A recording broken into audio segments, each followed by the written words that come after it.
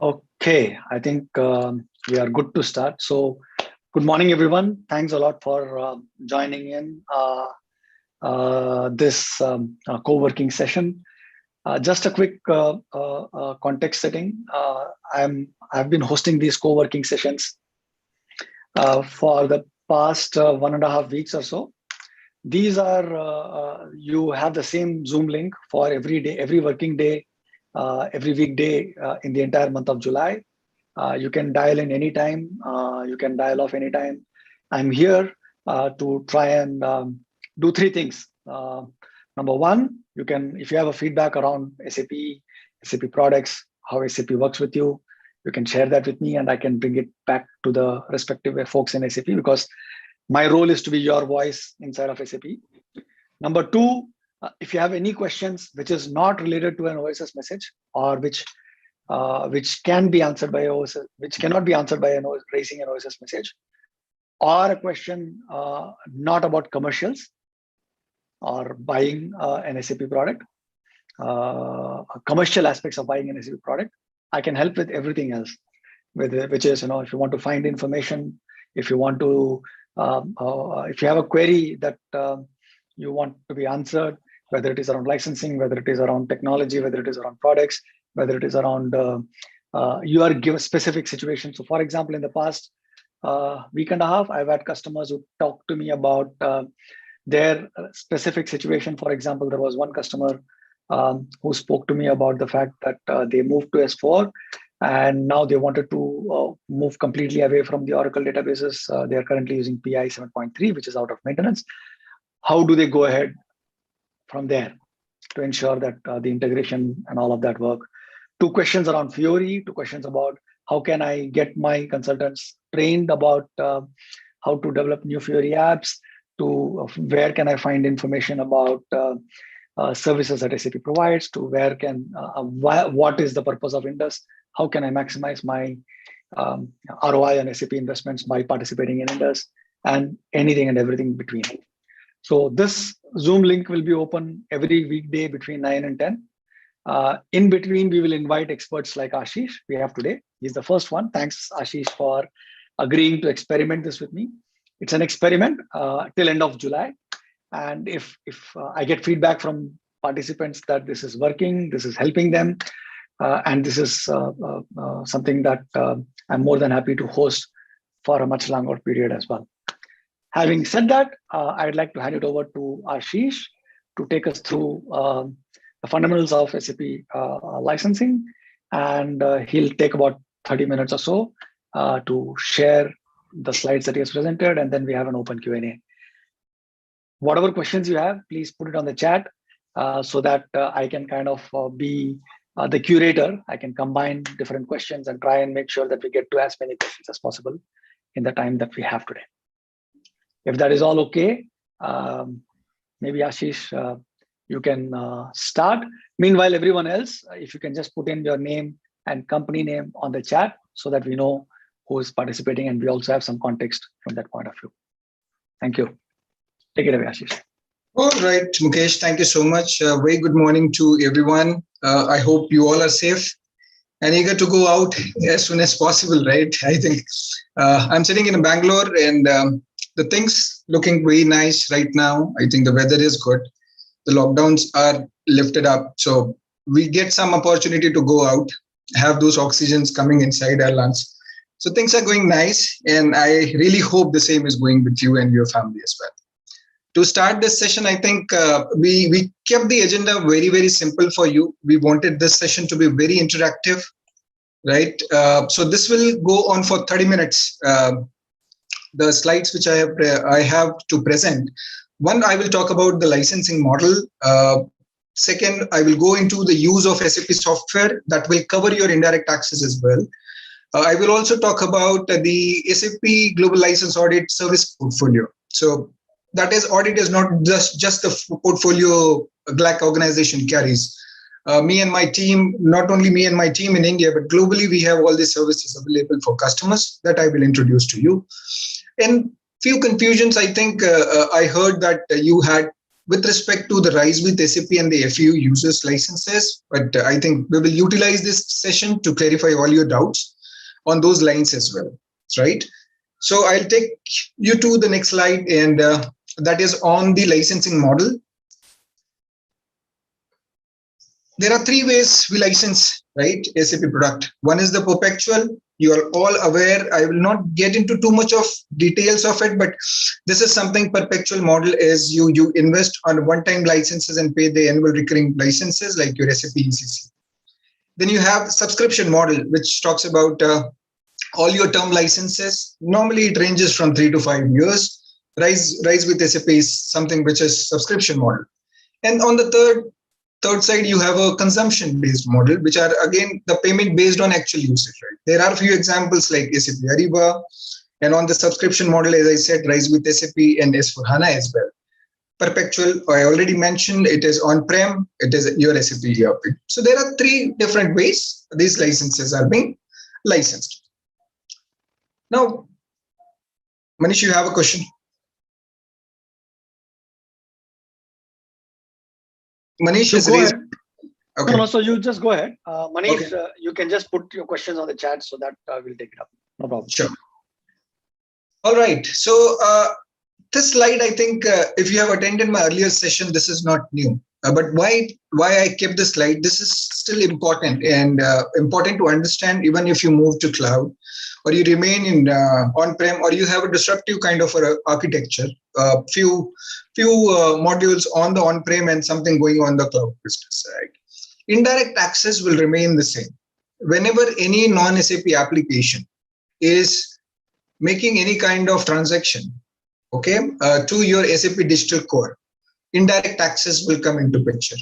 What is important for us to know that when you are integrating two different systems, first we need the connection, right? PIPO is one of the examples, CPI is another example, right? So these are connections, but it does not absorb the requirement of the licenses for the people who are being benefited out of SAP processing capability, who are not named users or who are not licensed the way it is supposed to license from an indirect access perspective.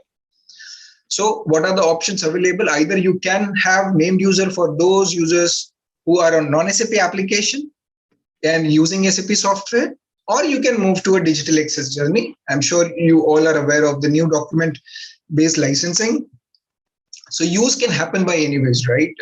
We are moving into a RPA world. We are moving into the IoT kind of a situation, right? So irrespective of whether human is using SAP's processing capability from a non-SAP application or it is a device, it will still be considered as the use of a software, right?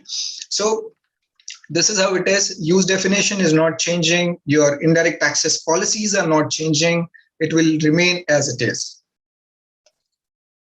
Just a recap for all of you. Again, on the indirect access side is only 9 documents are counted. And these 9 documents are sales invoice purchase, your service manufacturing, quality and time, financials, and material. The best part with digital access licensing is you are not charged for any update or delete if you do from a non-SAP to SAP system if you are already licensed for a digital access. I'll just give you an example. If you're on a legacy model, right? If you don't have a digital access licenses, an employee who is updating an existing form or existing record in SAP via an intermediary system, then for that particular user, you will require named user. But if you're on a digital access journey, that particular user need not be necessary to be licensed as an indirect user. Only if that person is creating a document out of the 9 documents which I'm showing on your screen right now. If he's creating those documents, only those documents are going to get counted, right? Apart from these 9 documents, if you are a digital access customer, no additional documents are counted for the calculation purpose of digital access. I would also like to clarify to you on the master data side. Master data, whether it is a customer master, vendor master, item master, if it is coming into the digital core via any intermediary system, if you are a DA customer, a digital access customer, these records are not counted. Only the transactional record, and I'm repeating myself, transactional record, only these 9 documents, those are counted. Okay. Now moving to the Glac service portfolio. I think this is something new which you will witness today, and this is available for all our customers, right? You must have heard about and you must have gone through with the process of license audit from our LAMS team, right? This is a regular contractual obligation. Annually, you have to submit your USMM and SLO report. What it does is, it is from a measurement perspective, right? So all the default options through which SAP exercises the license audit rights. You will also have witnessed that during the audit process, if there are any questions, our LAMS teams have always provided the right answers and the support to our customers. It helps us in evaluating your system measurement on the count of the users. When I say the count of the users, if you have professional users, or shop floor users, or any category of users, the system only counts the number of users created, which are not logged. Those counts are taken care. LAMS is not a comprehensive audit, and why it is different from the other kind of an audit, I will explain you in my next slide. But on this point, how does the LAMS work is, every time a customer is going to get audited on a yearly basis, they receive almost a 45 days advance notice. This helps all the customers in terms of preparation, removing all the unnecessary license if it is created and it is not in use, right? All those kind of cleanup activities normally are being performed. But it is also important to ensure that after the audit, those cleanup activities should not continue to come into the production environment. This also includes self-declaration. There are many products you would have bought which are on the revenue metrics, which are on the employee metrics. These things are not system measured. That is where you will always receive a self-declaration form from SAP, which you need to fill it up. It is an interactive form, very easy to fill up. Just put your revenue or the employee number of employees and just put the declaration.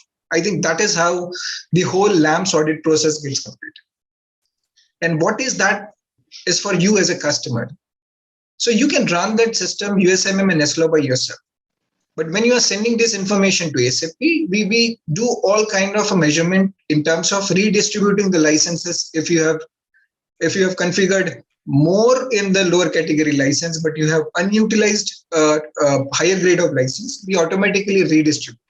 It helps you also to evaluate where the classification issues are, and you can rectify those mistakes if it is mistakes, right? It also helps you to give you your engines which are active in your system. Okay, all those controls can be taken care of.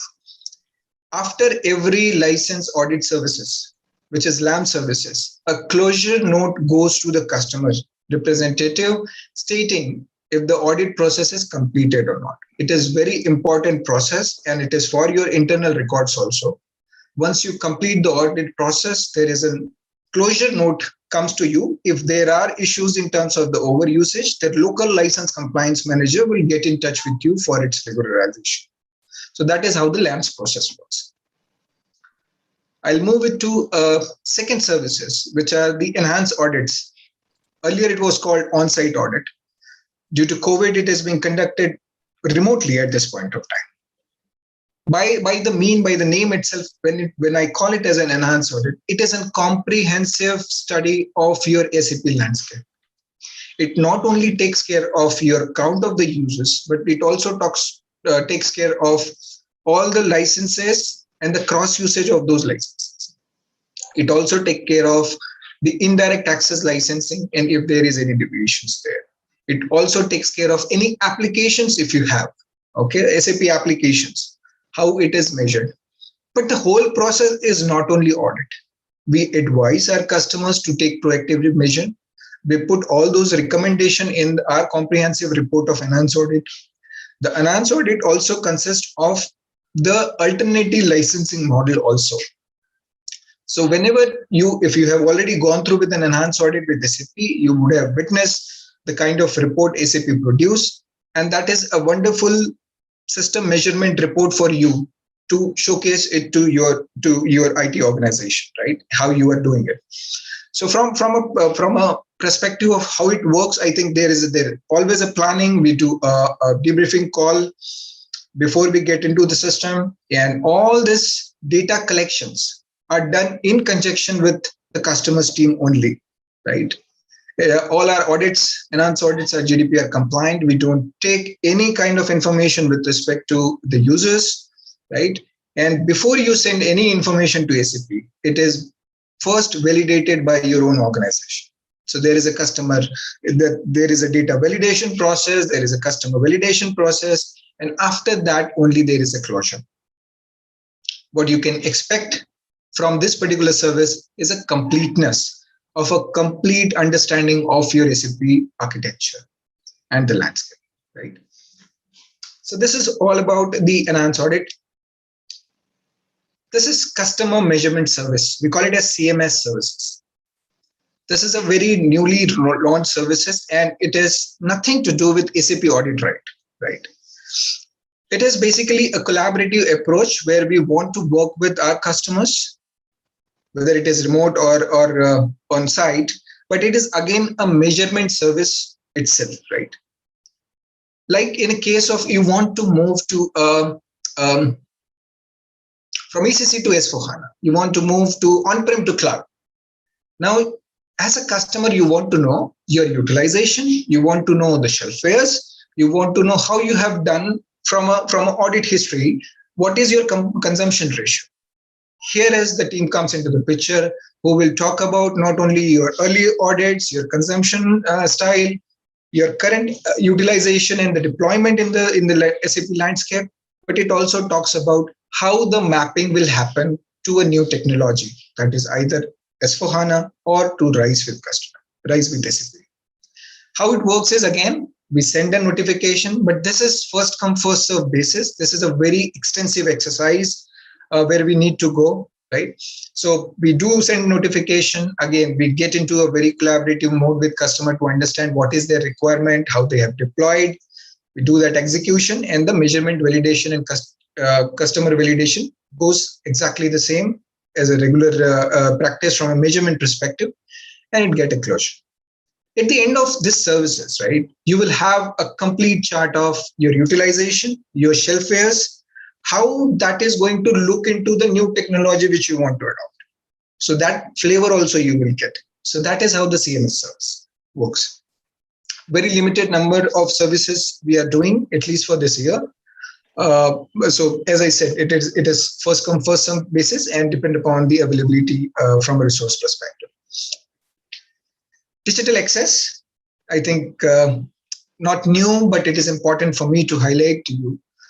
Digital access services, I have been receiving, and my team has been receiving a lot of queries in terms of how we will estimate the number of documents.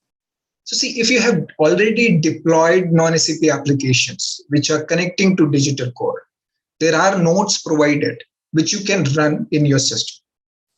Now, what we have always encouraged is to take these kind of services, which is called digital access DAES services, because we don't want you to misinterpret any kind of notes information or the estimation from the system. As I mentioned in my previous slide, in digital access, all your delete subsequent documents are waived off, right?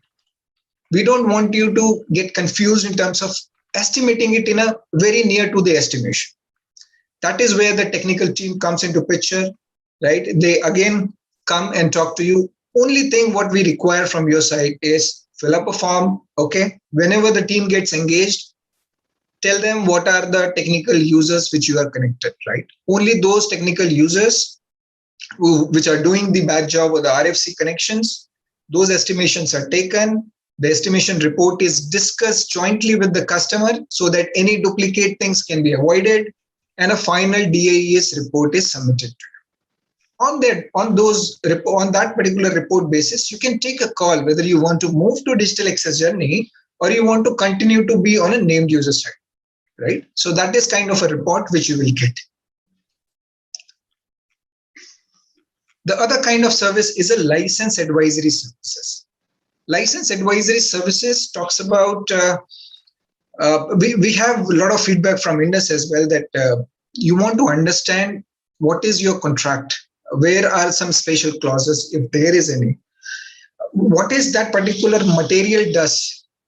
You don't, many a times we have heard that the metric definition is not clear to you. How that is measured by SAP during an audit process.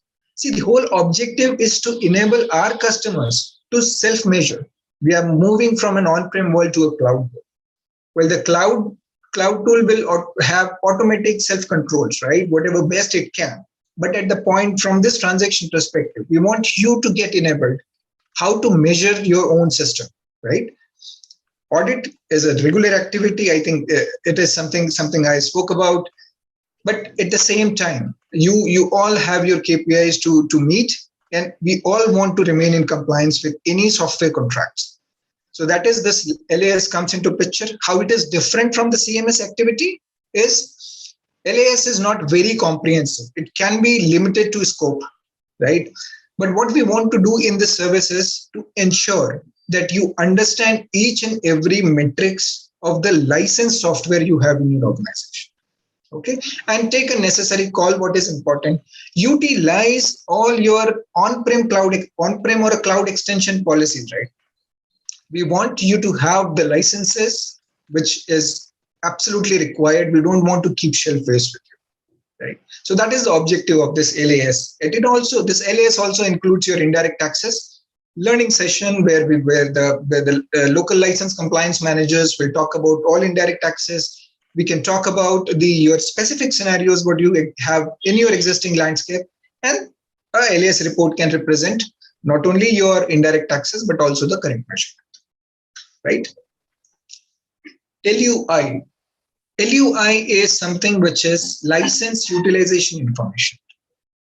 This is an online services available for our on-prem and S4HANA customers, also available for public cloud customers. This is a fantastic tool where you can actually leverage all your contractual entitlement. It will show you. It will also show you your consumption, right? The way I think most of our success factor customers are doing the cloud reporting, they can see the utilization and also the consumption style over a period of time, right? So LUI is also which provides our customer all the purchase history and all the public cloud reporting, which displays cloud service utilizations.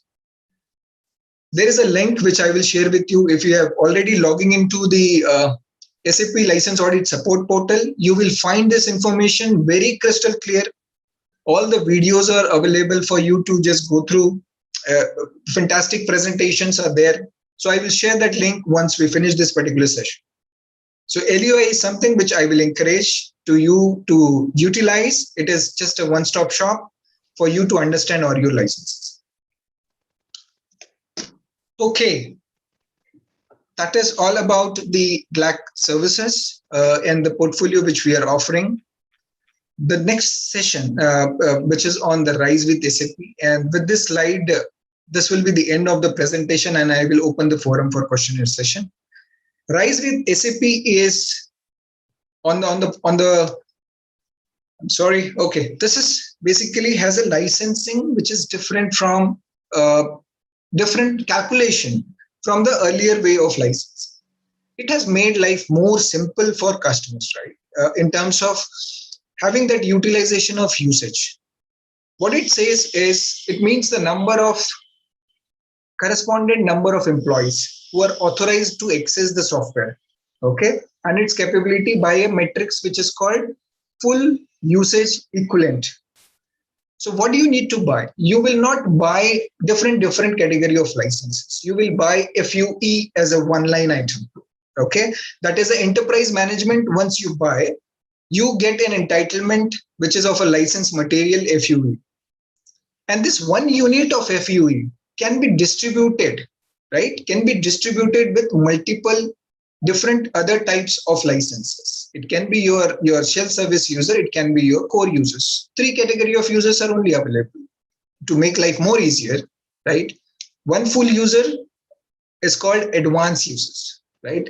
All this definition of these 3 type of licenses are pretty much available online. If you still have doubts, please reach out to your account executives. If you still have doubt, please reach out to your local compliance manager. We are happy to help you on those lines as well. What I want to highlight is it comes with a ratio, right? So for an example, if you have 50 advanced users who will do everything in the system, right? And you will have also 50 users who will do very limited things as per the definition in your system. So if it is going to be a core users, if this 50 users will be converted into 10 FUE only. If you have 60 self-service users who do very limited kind of a job, depending upon the function, which is highlighted in the software use right. If you have 60 number of users, you only need to buy 2 FUE users. Right? So that is how the ratio goes. It is also very important for me to highlight to you is the core offering metrics is on the number of employees with a different category of licenses. But when you are buying engines, right, engine will have its own metrics, and those metrics needs to be fulfilled. If somebody is utilizing a receivable management, which has a metrics user, then an individual needs to be an FUE user as well as a receivable management user. So there is no confusion at all. Whenever you are procuring an engine, okay, which needs to work over and above the digital core, please ensure that you understand the metrics. If it is a revenue metrics, that can be used by n number of people in the organization. But if it is user, please ensure that particular engine is appropriately licensed. So this is how the whole presentation was about. I just kept it short so that we can have more time for an interaction session. So Mukesh, I will open this for a Q&A. Thanks, Ashish. If you can stop sharing. Okay, if you can just stop sharing your slides, that will be great. Yeah. So maybe while we do the Q&A, Ashish, if I can ask you to, on the chat, there is an option for you to upload the file. If you can just directly upload your slides there, because that's a question that we always get, right? Okay. So let's get that over with so that you can share the slides and people can actually download it right away. Can I do after the session, or it has to be done during the session? You have to do it now, because then if you do it after the session, nobody can download because everyone is out. Oh, okay. Okay. Give me a moment then. I think by the time you can check the questions. So participants. So first, a few easy ones to kind of knock it out of the park. One is all the different services that you spoke about. They are all do SAP customers need additional licenses, or do they need to be max attention in order to use them, or enterprise support customers can actually avail of all those services? All those services can be availed by customers. Not only the customers, but also the new customers, the prospects, they can utilize our license advisory services, because there will be no measurement, but we will help them to bring into a new technology and explain them from a legacy system how things will be moved. No additional cost. No additional cost. Okay, cool. Thanks. So the second one is you shared that LUI is a way for customers to kind of access their current usage. So the question is twofold. One is how does SAP know about the usage? Is it by EWA sync up, or is there any other way that SAP gets to know what licenses are being used and how much are these being used? Number one. Number two, is this service available for on-prem solutions as well? Yeah. So LUI is currently available for on-prem customers as well. This is a dashboard for you, right? Instead of you running a USMM transaction, LUI will help you to have the purchase history also. If you remember old days where many a times it was being understood by my team as well that customers do not have the entitlement of their own system, right? It is either on a paper or somebody prepared in an Excel sheet. But this particular thing will take all the data from your order forms, right? Collect those information and also give you the consumption. Cool. Sorry, Mukesh, I'll just extend my answer so that I address the point on the RISE as well, right? On the private cloud area, LUI is also coming into picture. It is not yet ready, but in the course of 2022, it will also come into picture, but carries the similar kind of functionality. When you are configuring FUEs, it is the similar way you configure. At this point, for RISE customer who are on PCE, the current way of measurement is by downloading how many number of advanced users you have created, repeat the task for core users, repeat the task for self-service. Once you have that consolidated answer, you do it manually at this point of time by dividing it by the ratios. Like self-service is 30 ratio, your core user is 5 ratio. So that is something which is at present manual, but you can still measure it by your regular USMM and S1. Just to add to what Ashish said, I think there is another tool which you can explore. It's called SAP for Me. If you just go to https://me.sap.com, there under that portal, you can also find your license utilization. Mostly for all the cloud solutions is already available. For on-prem, I believe either it is available or it is going to be available sometime soon. It will also serve as your single point of entry for everything to do with SAP, right? So you can check that out as well. So another easy one for you. Is there a T-code list which can tell us if it will come under professional, productivity, or functional license? No T-codes functionality available. It's a definition always, and the definition in the SUR is very clear. On those basis, depend upon an individual role and responsibility in the organization, you have to decide whether that person is going to be a core user for you, or a self-service for you, or an advanced user.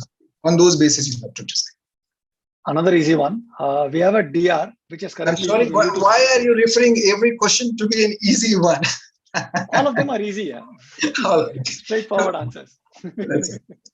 So I'll come to complicated questions as well. Don't worry. Okay.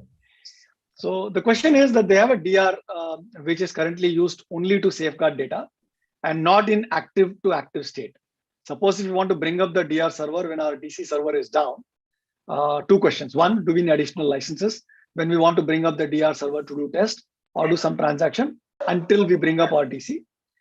Two, do we need additional license in case we just want to test the DR for accuracy of data and shut down and no productive transaction is happening?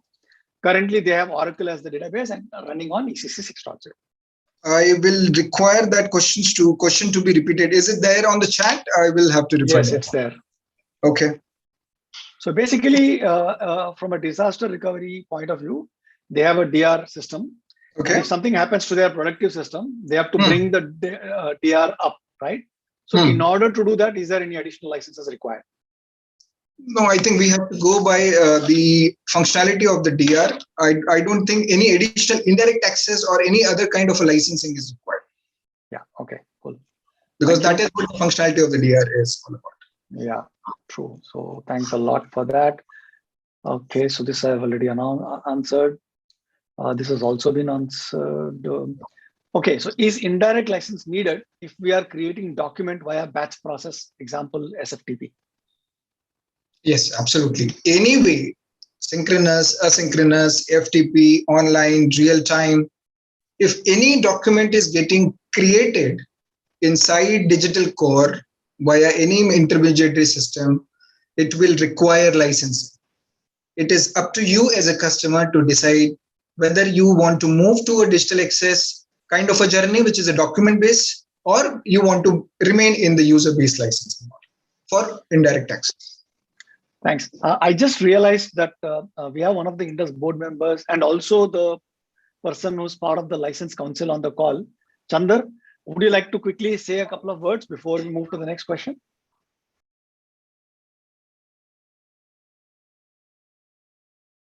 Chandar, I think you're on mute. So do you want to quickly unmute yourself and maybe say a couple of words?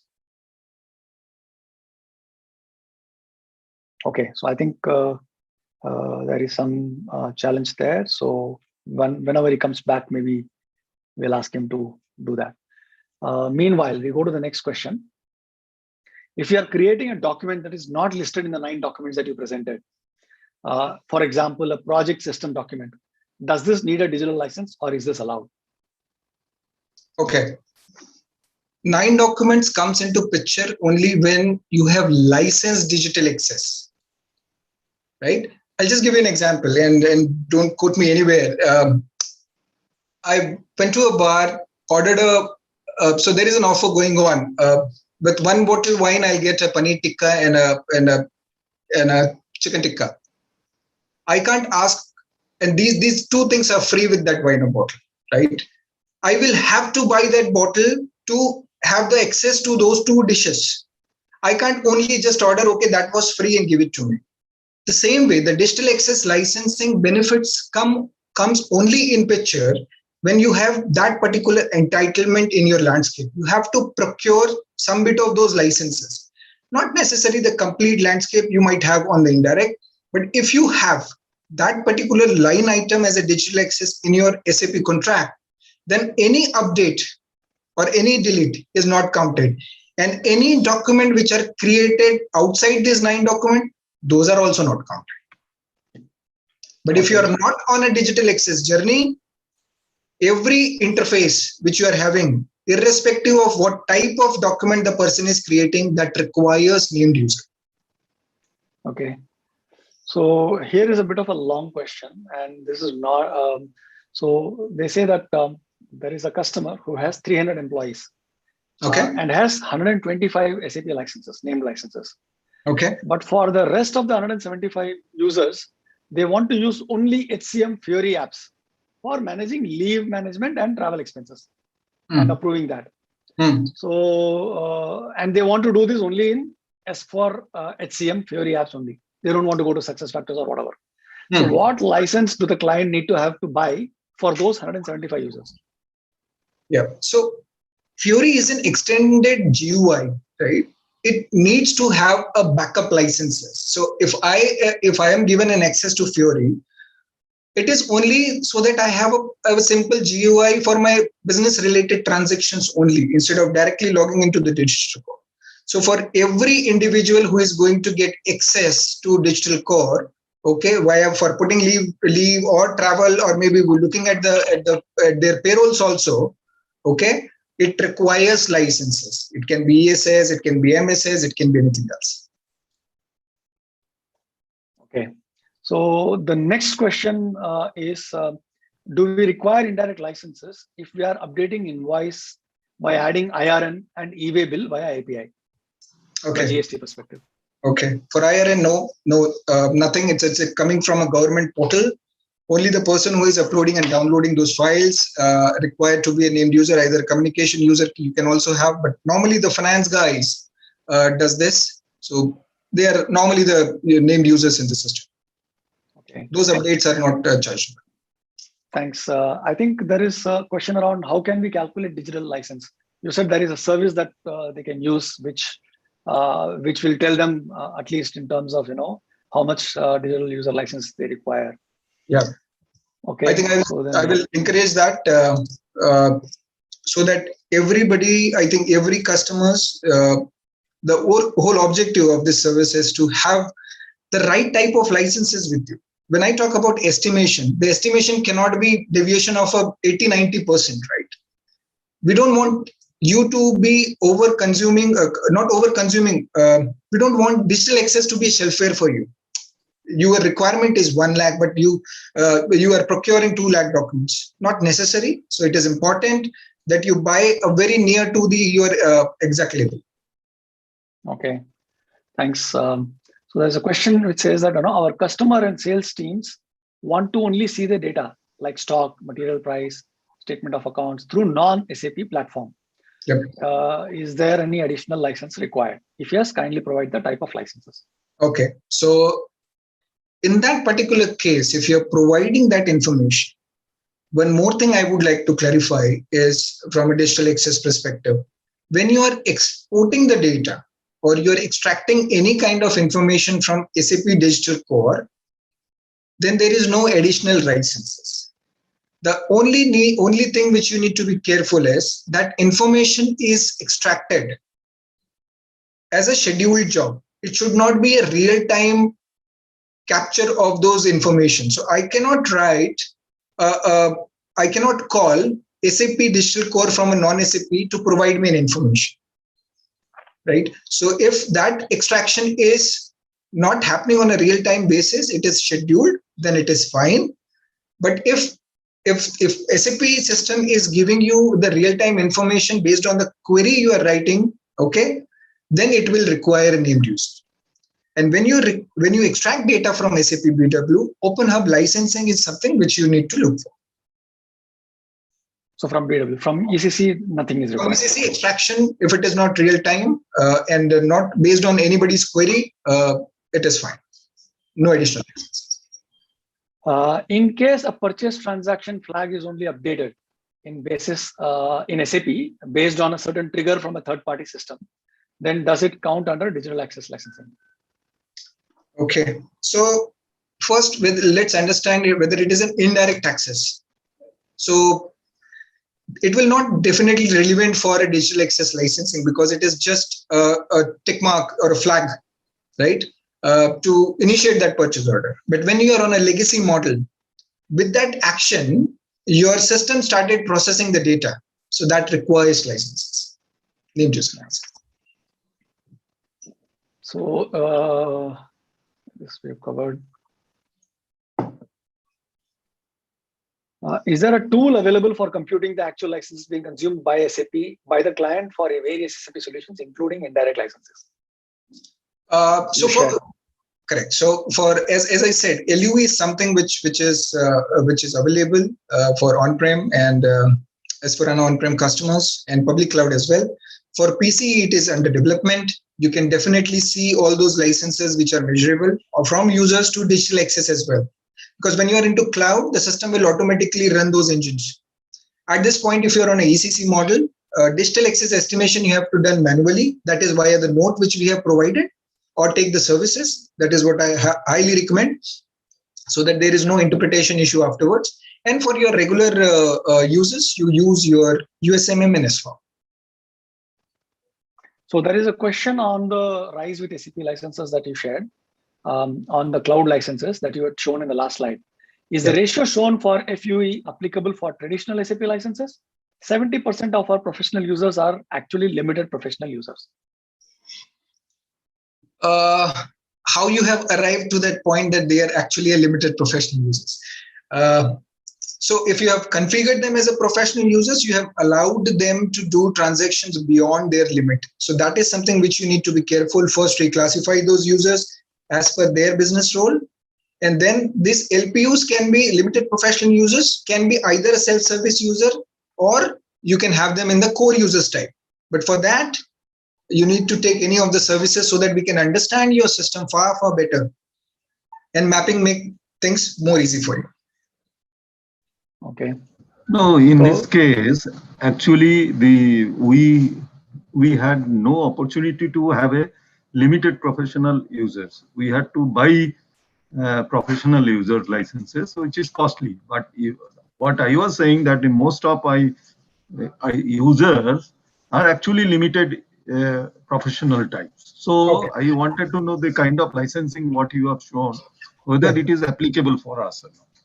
Oh, absolutely. So when you are moving to RISE with SAP from your current licenses, right? Definitely from a perspective of understanding what functionality those individuals are doing, we can map the users accordingly. It is not necessary that out of those 100 users, you need 100 advanced users. You might need a few of them maybe in the core users, or few of them maybe in the self-service user. The best part will be, I think 30 self-service user can be consumed only by one FUE. So those mapping requires a lot of due diligence to be done with your team. So my recommendation is reach out to Ashish and have that request for that service so that SAP can give you a clear indication as to how much users, how the users will get converted. So there is a question. Okay, thank you. You can reach out to your sales executive also, sales director in your area. And if those queries, we can jointly discuss with them and come as a team to you. Yeah. So any metric for functional users who does limited transactions? Come back again, Mukesh. Is there any metric available for functional users who do only limited transactions? So it is absolutely all user type has its own definitions and that are available in software use rights. So that is the only thing which is available, and that is what you are required to configure a user's in-app system. So Akhilan, there is no transaction code for professional users or limited professional users. That's something that we already covered. There is a question on, are digital licenses applicable to any records being changed or modified from third-party systems? We are not creating a new record. Okay, so if you are on a digital access, if you have even some bit of a digital access, you don't require any additional licenses. But if you are on a legacy model, you will require name user for the individuals who are updating those documents. But Ashish, I was under the, as a follow-up to this, I was under the impression, at least that you can be either or. So you cannot have both digital access and legacy licensing together. No, is that changed? No, absolutely. It is the same. You cannot have mixed model.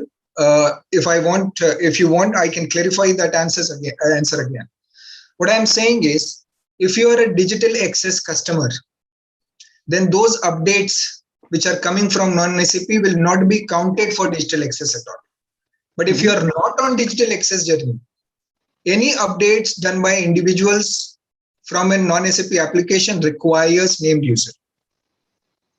So customers have to decide whether they want to go for named user based licensing or digital access licensing. Right. So digital access comes out of benefits like the update, deletes, and other thing, master data not recorded. So all these benefits are coming up. It's already there with the digital access license. Okay.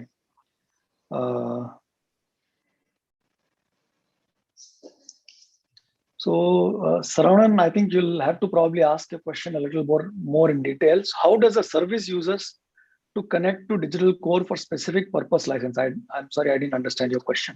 See, just now we discussed about one of the use cases where the custom developed application want to read only access to run a function in this thing, not an update. It is read only function where it displays the information which is available in digital core. So I think how is it being licensed? It is so not if you download the data and share the downloaded data, there is no access required as long as the person who downloads it is licensed.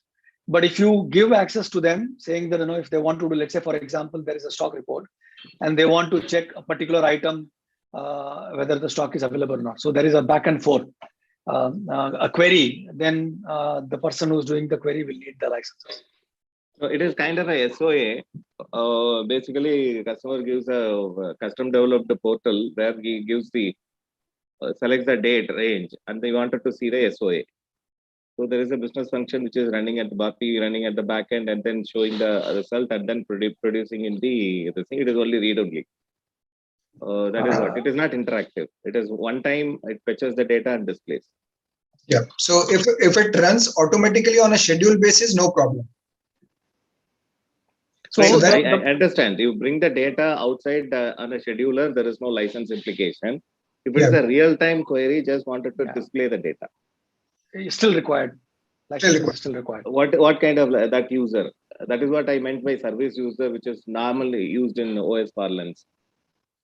Yeah. He will run with the authorization, some authorization. Yeah. Is that individual only required to do that job in your organization apart from any business transactions? Sorry, I didn't get you. Okay. Is that particular individual is doing that only job of transaction of those records, or they do some other business transactions as well? So that is a related query is next. The functional user, what is his entitlement? That is the limited professional which you discussed. I'm talking about I have developed a portal for, say, for example, customers. Okay. And I want to show a SOA for the customer. Okay. So I need to SOA, obviously transaction is in SAP. By reading the data, I'm projecting the SOA. Okay. If a date range is given by the customer and it is running, and it requires the user to connect to SAP, right? Okay. Yeah. So it is read-only access. We in OS parlance it is called service user. That is what I use, that normal terminology. Sure. That user, it is not a scheduled access. It is a real-time access from SAP. Sure. So those people will require the functional user, right? Because if it is SOA, The other thing is important for me to address here is those people are logging into a portal which is provided by you, and as soon as they select the range, automatically the data get massaged into digital core and then published. So that is real time. I think we all understand and agree on those points. Hence, it is required to be a regular functional user. So functional user means limited professional, right?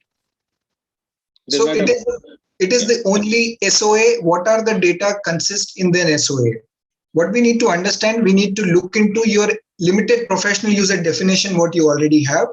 If those functions are covered in your definition, absolutely a limited professional can be assigned. Okay. Right. Thanks. Ashish, this is Bijoy. I just want to clarify the question which we discussed on the 300 employees, 125 license of SAP, and 175 rest of the users need to use HCM Fury apps, right? That particular question, you mentioned that ESS MSS license, but my point is that ESS MSS license is no longer selling on the S4H scope now because we are pushing for the success factors, ESS, MSS, and travel. Okay. Yeah. So my question to you is that under that scenario, SAP invested on this travel solution, travel solution, which works great, okay, and the leave management and update into the leave in the payroll also, okay. So that application, okay, what is the so to only use those two applications because they are not intended for the compensation, appraisal, and others at this juncture, okay. Yeah. So that case. ESS and MS license is not sold along with S4H right now. Absolutely. My understanding. Okay. So, what is the Fury only license for that 175 users? That's the question I'm asking. Okay. So, there is no free of charge Fury only licenses, right?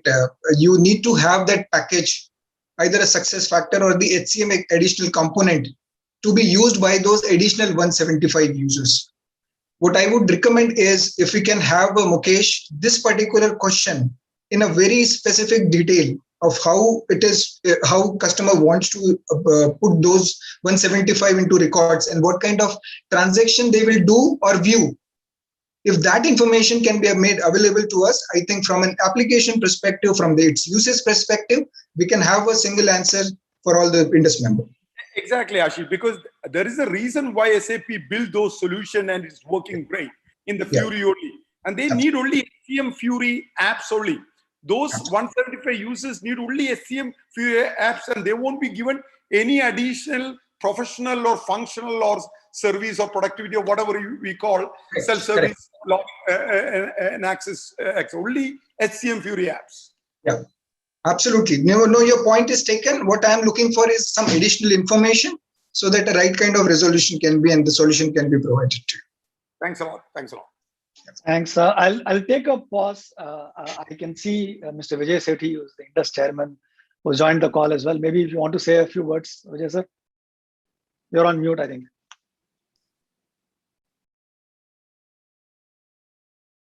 So you're still on mute.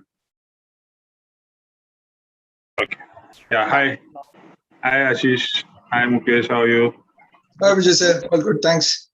Thanks for joining. As I was talking to Mukesh a couple of weeks back, I think 2 weeks back, I told that licensing is one area that almost all the customers would like to have a discussion on. And I'm really happy that you could come in the morning and take time off. So while most of the customers would want them to be fully licensed and compliant at all times, as I see, the reality is that most of the times we do not understand the full implications of licensing. We just, as you're talking about Fury right now, whether it is Fury, whether it's indirect licenses, even otherwise, from a licensing perspective, there are a lot of gray areas in the minds of all the customers. So though SAP has over last, I think 1.5 years, made very significant efforts to simplify licensing, but still this is one area that we need clarity. So I'm really happy that you're here. Thank you very much. And I'll only request last thing that maybe we could have such sessions once in 2 months or kind of thing, and you could just come in and answer the queries of various people. Thank you, Ashish. Thanks, Vijay sir. Thank you, sir. Ashish, there is a question. I think in the interest of time, we only have about 5 more minutes to go. So there is a question on PI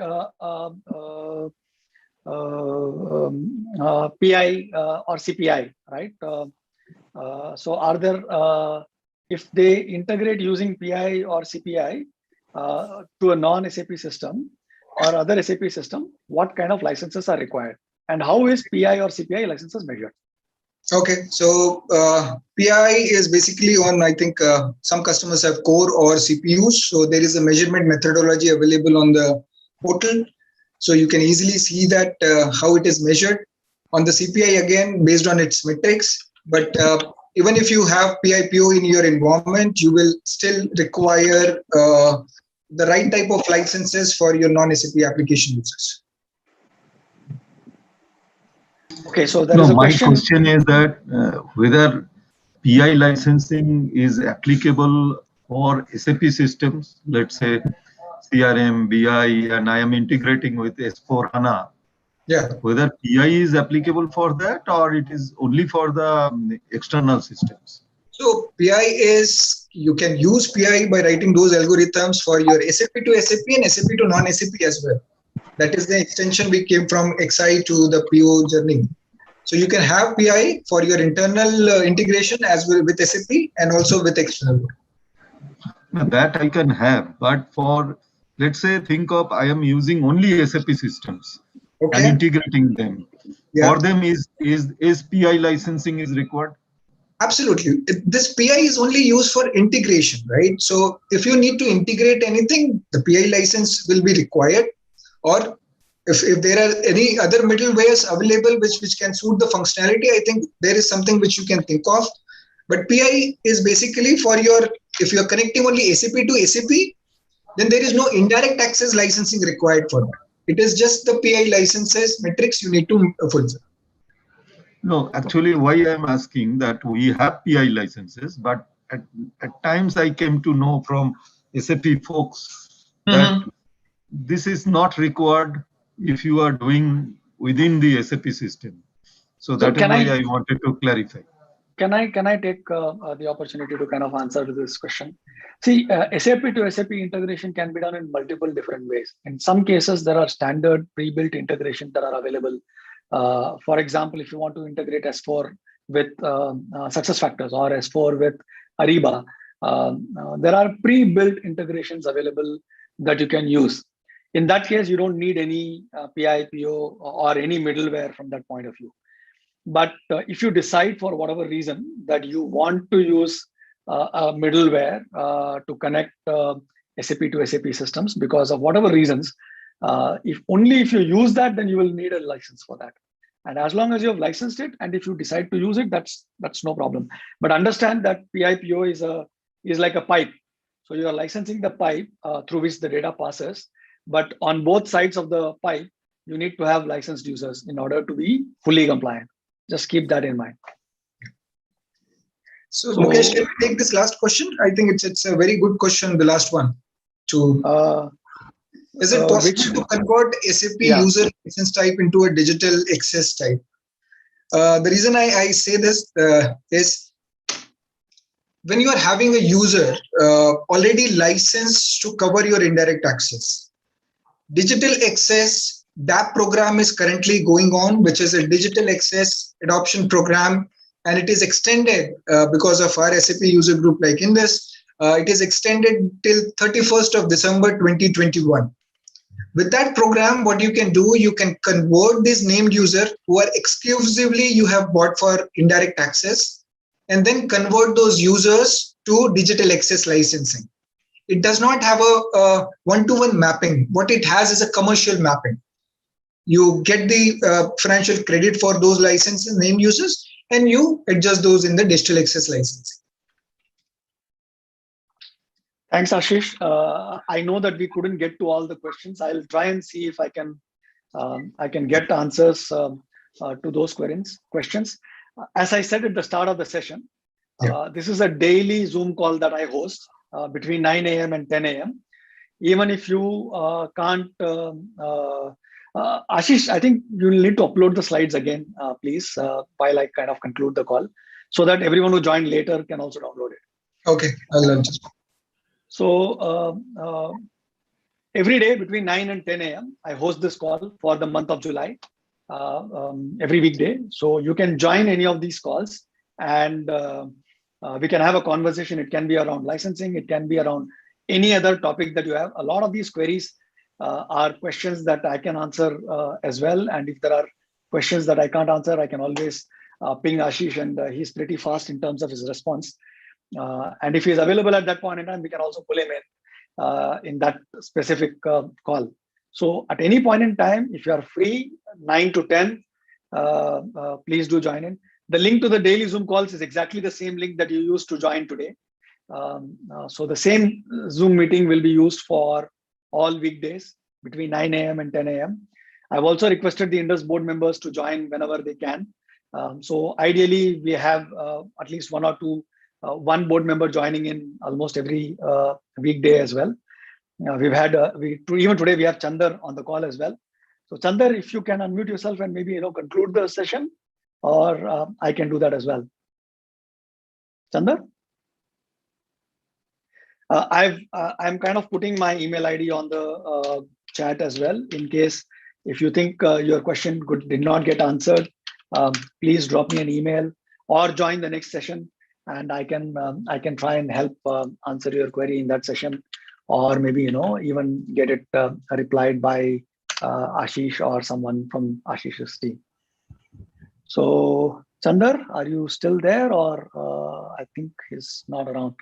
Anyway, so thanks a lot for taking time and joining us today. I hope that the session was useful, helpful, and I hope to see you guys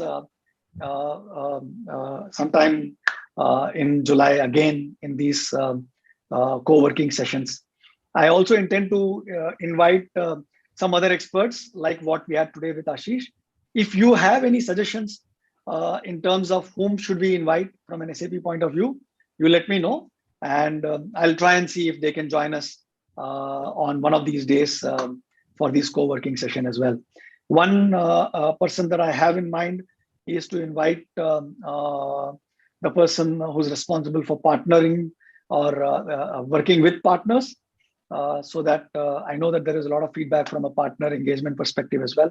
So maybe we'll have one of those days for where we invite the head of partners with SAP as well to join us.